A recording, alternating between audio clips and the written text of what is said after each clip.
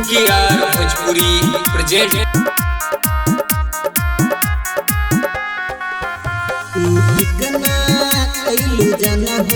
आप सुन रहे हैं मिथिलेश प्रेमी के आवाज में।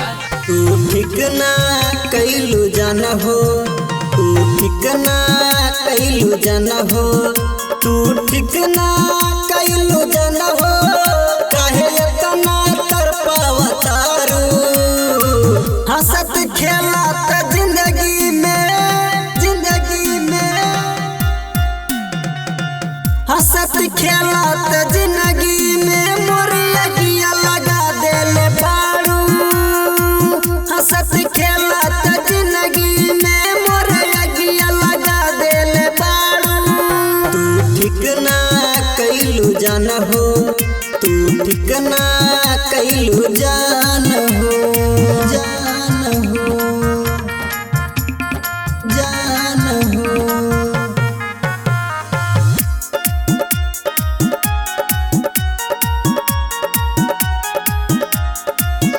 तरपे जल बिन मछरिया ओ सही हम तड़पतानी।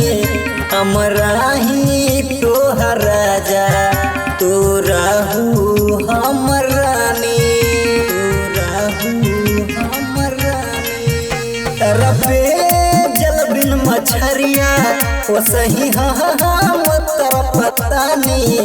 हमरा ही तोहर राजा तू रहू हमर रानी। अब देखे दर्द दिल पर का तू जतावतारू। हंसत खेलत जिंदगी में, जिंदगी में, जिंदगी में हंसत खेलत जिंदगी में मोरिया किया लगा देले बारू। हंसत खेलत जिंदगी में मोरिया किया लगा देले बारू। तू ठिकना कैलू जाना हो, तू ठिकना कैलू जाना हो।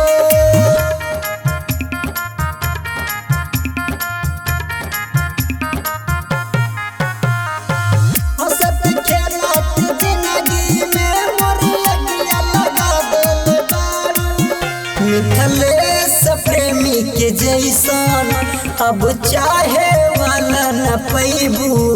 जैसे हमके बारू सतैले तू केहू से धोखा खैबू, तू केहू से धोखा खैबू। मिथिलेश प्रेमी के जैसन अब चाहे वाला न पैबू। जैसे हमके बारू सतैले तू केहू से धोखा खैबू। बर्बाद कैला के खिस्सा सबके सुनावतारू।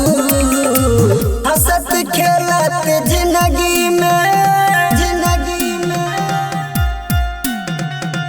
हंसत खेलत जिंदगी में मोरिया किया लगा देले बारू। हंसत खेलत जिंदगी में मोरिया किया लगा देले बारू। तू ठिकना कैलू जाना हो, तू ठिकना